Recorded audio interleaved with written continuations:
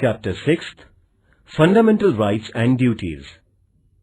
In the previous chapter, we studied how the Constitution of India was written. We also studied the main objectives of the Constitution.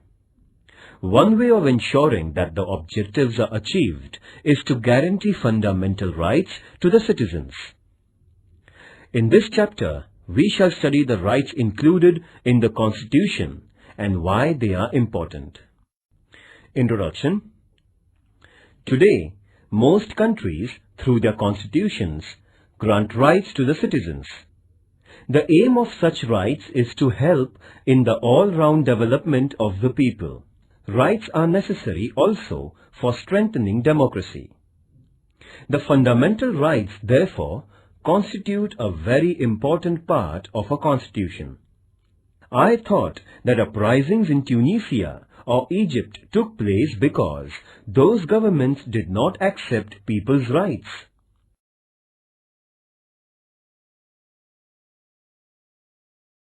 A. What is a right? When we say that a person has a right, we mean that the person can engage in a certain act and that others accept that behavior.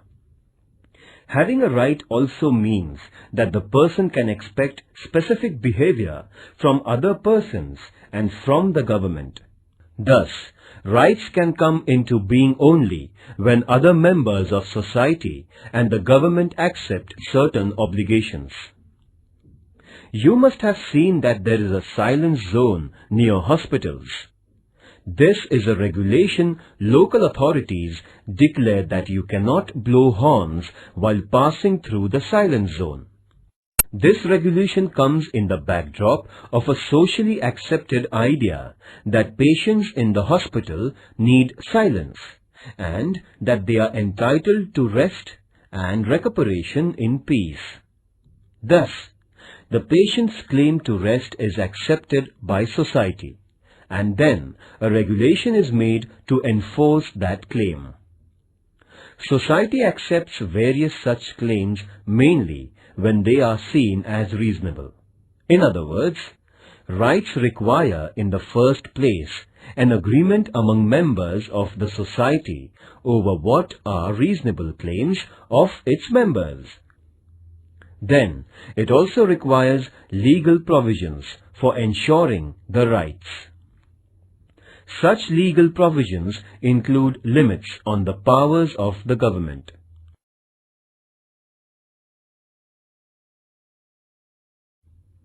As you will learn later in Standard 10th, limits on the powers of government are seen as an important component of democracy. By agreeing to have limits on the government, a society ensures democratic government. When there are no limitations on government's powers, there is no democracy. I had heard of this word democracy, but did not know that it was related to rights. Must find out the rights of people in different democracies. When we say that we have freedom of speech, it means that other people around us also have the same right, and we all agree that we can freely express our opinions. Then, there must also be legal provisions for protecting the freedom of speech. There must be provision that police or any other government officers cannot unnecessarily restrict our right to express our views. In this sense, rights imply limitations on the powers of the government. By granting rights to citizens, governments agree to limit their powers. Read newspapers of 1 week. List the new items that are against the government or critical of the government or some leaders. What would happen if the government said that you cannot publish any news that is against the government or cannot publish news items that criticize the government?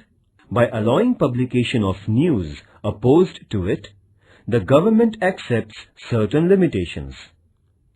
This is also known as freedom of the press. This freedom is part of a freedom of speech.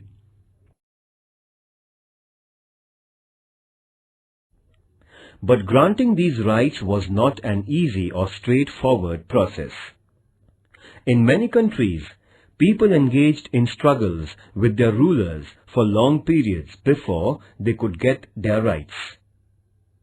When the Constitution of the United States was written in 1787, the idea of rights also existed. But that Constitution originally did not mention any rights because makers of that Constitution felt that rights are already there and do not need mention in the Constitution. But on the demands of citizens, a Bill of Rights was subsequently included in the US Constitution, that is, in 1791. Since that time, it has become customary to include rights in the Constitution of a country. The Constitution of India includes a detailed list of rights. These are called fundamental rights. This means that these rights are of fundamental importance. They are so important that the government cannot take away these rights. Long back in 1215, the British monarch had to agree to some restrictions over the monarchical powers. This agreement is famous as the Magna Charta, a charter agreed by the king. Even after this, there were many struggles in England between the people and the monarch. Those struggles resulted into many more limits on the powers of the king or queen. Ultimately, these struggles led to democracy and acceptance of citizens' rights. In 1776, the American people declared their independence from England. That declaration is known as the Declaration of Independence, in which it was asserted that certain rights of human beings were inalienable, meaning that nobody could take those rights away. Similarly, the French Revolution of 1789 also underlined the importance of rights through the Declaration of Rights of Man and of the Citizens. The French Revolution led to abolition of the monarchy and the rise of democracy in France. In what way rights are related to democracy?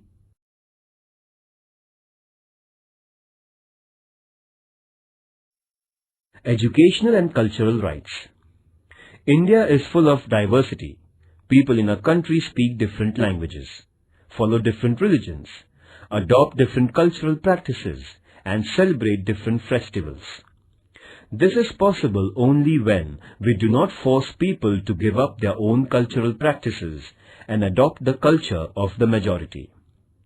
In every part of the country, some cultural or linguistic groups will be in a minority. Do they have to follow the culture of the majority? Freedom means that minorities should be free to adopt and practice their own culture. The Constitution has guaranteed such cultural diversity by protecting educational and cultural rights of minorities. A group belonging to language-based minority or religious minority will have the right to protect its culture and to form educational institutions.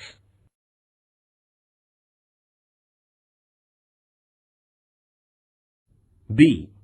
Are fundamental rights mentioned in Indian Constitution.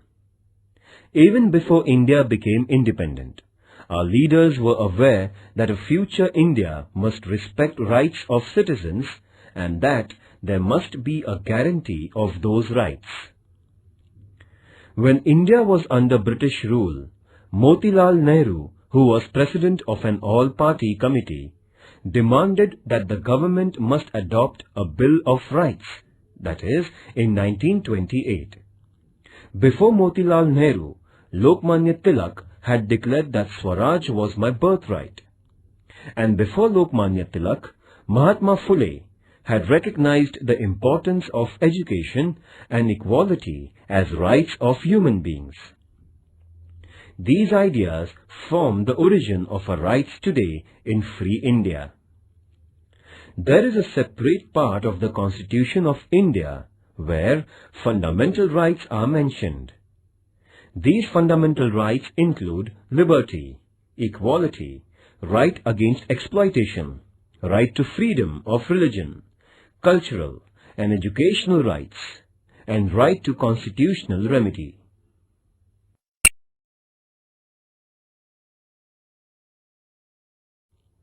C. Human rights.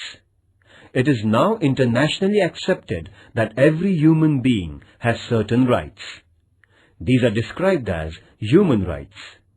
It is also accepted now that human rights should be adopted and guaranteed by every country, and necessary mechanism for protection of human rights should be created. In the year 1948, the United Nations adopted the Universal Declaration of Human Rights, 10th December 1948. This day is celebrated every year as Human Rights Day.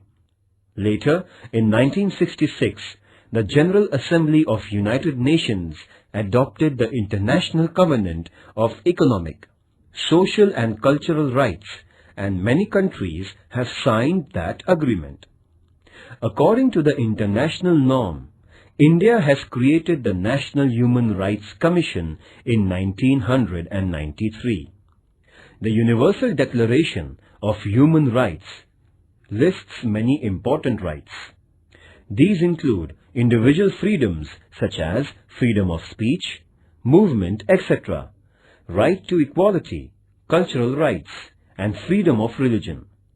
Besides this, Declaration also includes wide-ranging rights such as right to work, right to rest and leisure, right to education, etc. The purpose is to ensure a balanced development of every individual and ensuring equal worth of all persons. Dignity and justice for all of us, this is the motto of the Universal Declaration of Human Rights. Activity. Using Internet, find out countries that have adopted the Declaration of Human Rights. For information about the number of countries that have signed the International Covenant, access the UN website.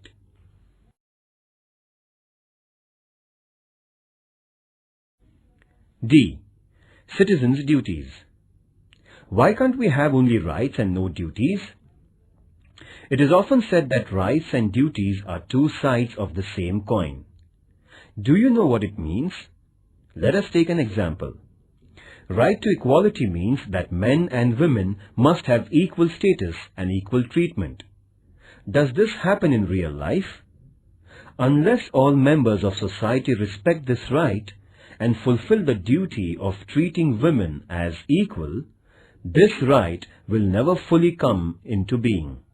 Therefore, it is the duty of every citizen not to engage in domestic violence against women and to oppose ill treatment of women, because women are not treated equally and practice of female foeticide is prevalent. Is it not a duty to respect women as equal citizens? You will now understand why duties are important for the fulfillment of rights. Just as society must respect our rights, society expects that we accept certain responsibilities as our duties. Some duties are listed in the Constitution as a fundamental duties. These include to respect the Constitution, to respect national flag and national anthem, to protect the country, to adopt a feeling of brotherhood towards all citizens of India, to protect the environment, to adopt a scientific approach, etc. Is there punishment if these duties are not performed? Ecological balance. Human beings are dependent on environment for air, water, trees and minerals. If we use these natural resources indiscriminately, that leads to environmental degradation. Our present generation may be happy to use as many trees as it can cut down, but what will happen to later generations? Already, over-exploitation of natural resources is leading to crises such as drop in rainfall, rise in temperature, and many other environmental hazards. This only shows the importance of duties, It is not our duty to use the natural resources carefully? Think of others and think of our future generations. Activity. Obtain a copy of the Constitution of India and make a list of fundamental duties. Discuss in your class why these duties are important. I can now see the link between rights and duties. Unless we are bound by the duty to protect our environment, how can later generations enjoy the benefits of forests and fresh air and other natural resources?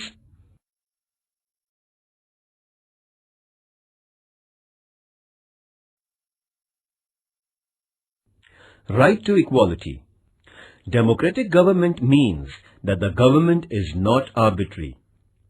It works according to rules and regulations. But what if rules were only applied to some people and not to some others? It would still be an arbitrary government. Therefore, there must be the same rules for everyone. This is the principle of equality before laws. Our Constitution guarantees that all persons will be treated equally by the government.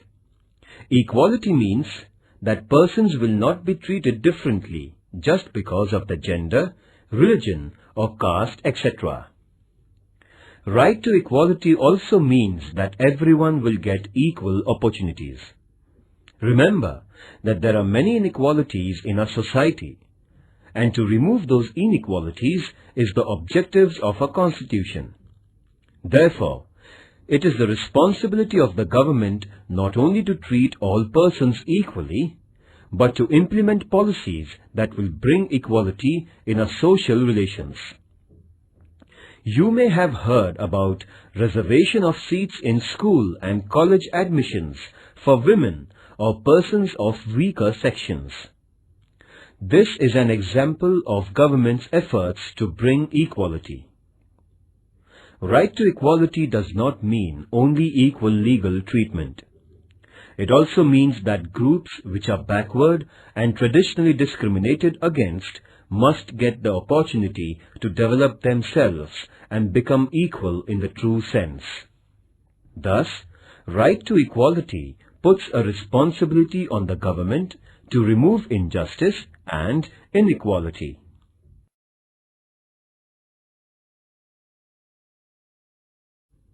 Right to freedom of religion.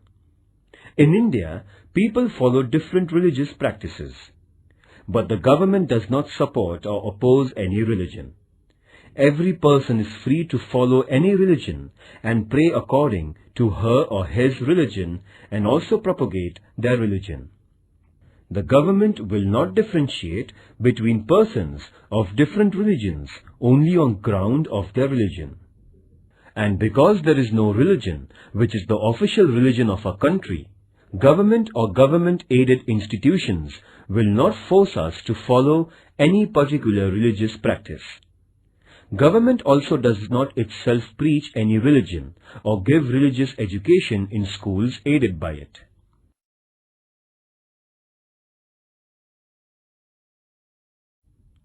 Right to information.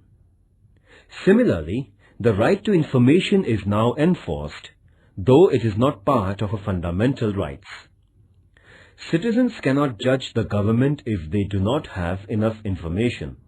Therefore, of late, it has been accepted all over the world that democracy means citizens' right to get the information from their government. This is known as the right to information. After the efforts of the senior social activist Anna Hazare and his followers, right to information was passed by the Government of India.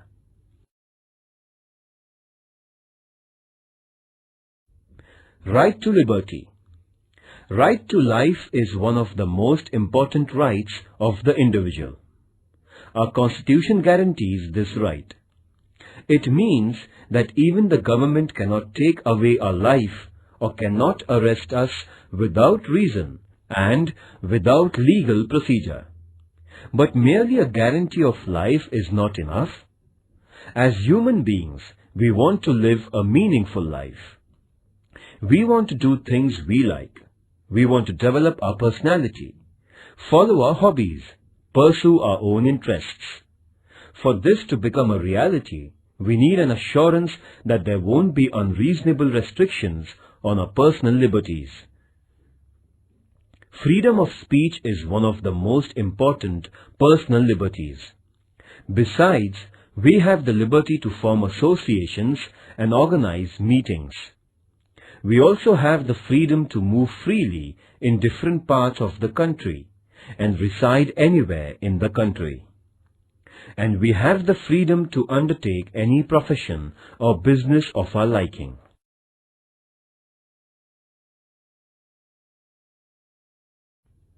Right to constitutional protection. So far we listed the rights guaranteed by the Constitution. But what do we mean by guarantee? If our right is violated, we can go to the government for protection. But what will happen if some officer or the government itself violated or did not respect our rights? In such situation, we have the right to move the courts. This is also called as right to constitutional remedy. Court will decide if the government has wrongly interfered with our rights, and if so, ask the government not to do so. Judiciary is the protector of our rights. This provision makes our fundamental rights truly guaranteed. First, what is the importance of right to equality? Second, why is the right to constitutional remedy the most important right? Activity. Imagine we had right to liberty but not the right to equality. What would be the result?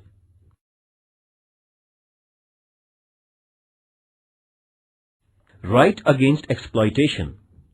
Both liberty and equality will be violated if some people are forced by others to undertake some work against their wishes. Because of poverty, there used to be many people who would take loans from private moneylenders, and the moneylenders would then force them to work without payments until the loan and interest are repaid. This practice was known as forced labor or wait. The Constitution has declared such practices as illegal. There will be no slavery in any form, and nobody will be treated as a bonded labor. Another fallout of poverty is that children from poor families are required to undertake work and earn money. As a result, children are sometimes employed in very hard and dangerous jobs, such as the job of making firecrackers.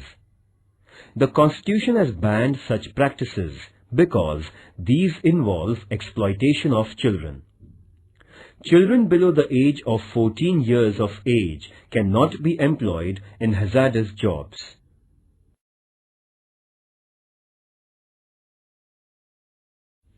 Positive and negative rights. Rights are necessary for our personal development. They are necessary also for the well-being of the society. Rights ensure that weaker and backward sections of society get opportunities to improve their condition. The right to equality is very important in this respect. Thus, some rights are limitations or restrictions on the powers of the government, while some rights mandate that the government adopts policies for the well-being of weaker and needy sections. In this sense, rights are responsibility of the government and the society to make sure that various services and facilities reach all sections. So, our rights are twofold. Some rights are restrictions on government, what the government cannot and should not be doing. Let us call them negative rights, because they tell us what the government should not do. On the other hand, some rights tell what the government should do. These are positive rights. Right to education, for instance, is a positive right. On the other hand, freedom of speech is a negative right, meaning that it states that government cannot put unreasonable restrictions on a freedom of speech.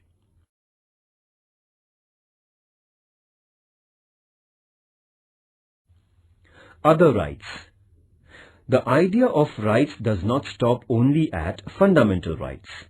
For instance, we know that citizens of India enjoy the right to vote. This right is not listed in fundamental rights, but it is part of our constitutional rights. Even after the Constitution was written, the scope of our rights has been expanded. For example, we now have the right to education. Under this right, all children between the age of 6 and 14 are entitled to education. Activity. Collect the information about right to education. Discuss in your class the importance of right to education.